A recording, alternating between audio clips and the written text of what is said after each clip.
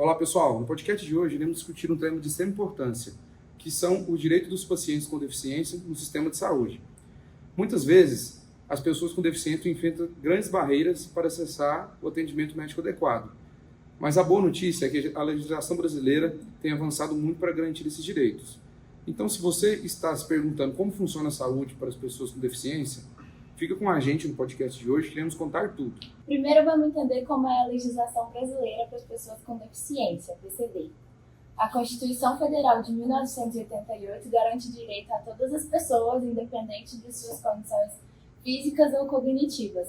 Ou seja, os PCD já estão inclusas nessa lei, que é geral, mas tem leis específicas para os PCD também. Tem lei sobre trabalho, saúde, educação, acessibilidade e cotas. Um exemplo disso é a Lei Brasileira da Inclusão das Pessoas com Deficiência, que é a LBI, Lei 13.146 de 2015, que garante igualdade de direitos, proíbe a discriminação, que é o capacitismo, e garante o acesso a serviços privados e públicos de saúde, que é o foco do nosso podcast hoje.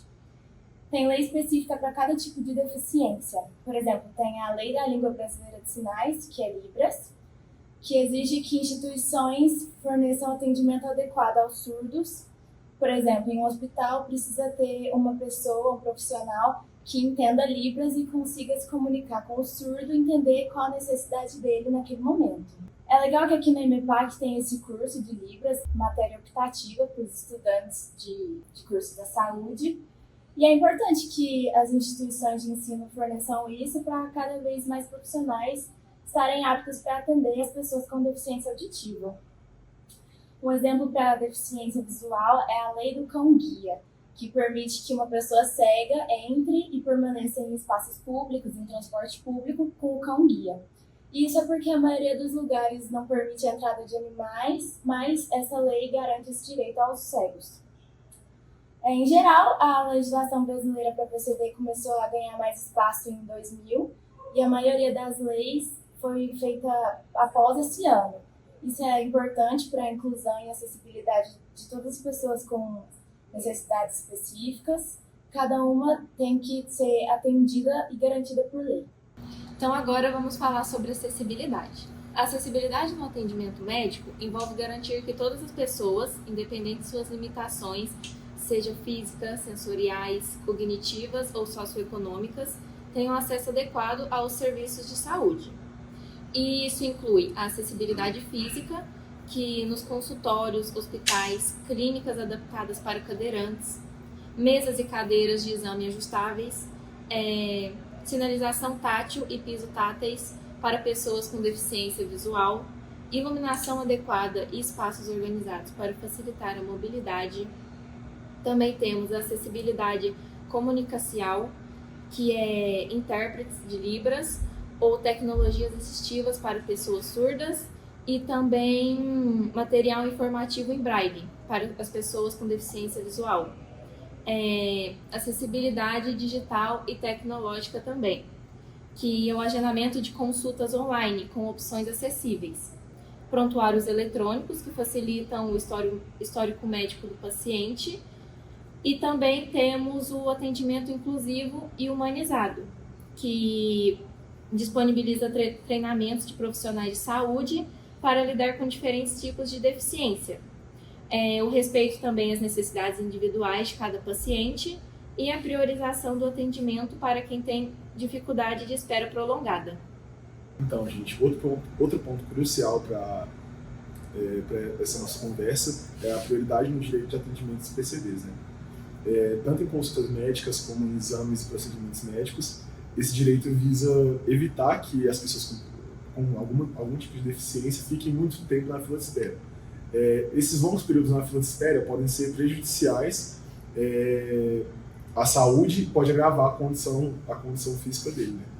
Vale lembrar também que essa prioridade não são só para os PCDs, tem para idosos, mulheres com gravidez ou alguma outra condição de vulnerabilidade.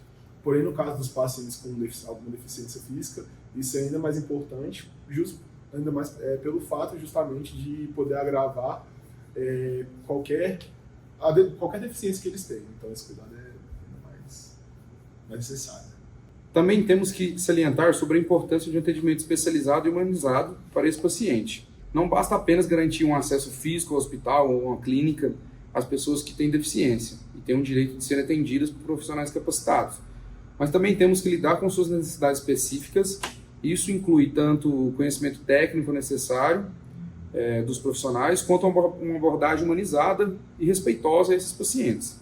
Por exemplo, no caso do paciente chega numa clínica ou num hospital com deficiência motora, a equipe de saúde deve estar preparada para oferecer um atendimento em que o paciente tenha acesso a equipamentos adequados, como camas, cadeiras de rodas e algo do tipo. Isso se aplica também a pessoas com deficiência auditiva ou visual, que também podem precisar de intérpretes ou materiais informativos acessíveis para os mesmos. Um ponto muito importante é que a comunicação deve ser clara e adaptada, garantindo que o paciente compreenda o que está acontecendo com sua saúde e possa participar ativamente das decisões sobre o seu tratamento.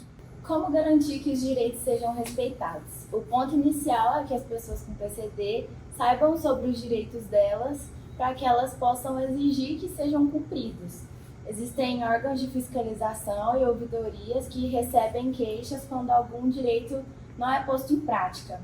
Por exemplo, um cadeirante precisa ir em algum lugar, lá não tem elevador, não tem rampa, o acesso é impossibilitado. E ele pode procurar uma ouvidoria, fazer uma queixa, e quem vai resolver isso é o poder público, que precisa adotar ações de inclusão e verificar se as leis estão sendo exercidas. No exemplo que eu citei agora há pouco do hospital, não adianta ter a lei que garante atendimento ao surdo, mas quando chegar um lá no hospital na emergência, não tem ninguém para atender ele.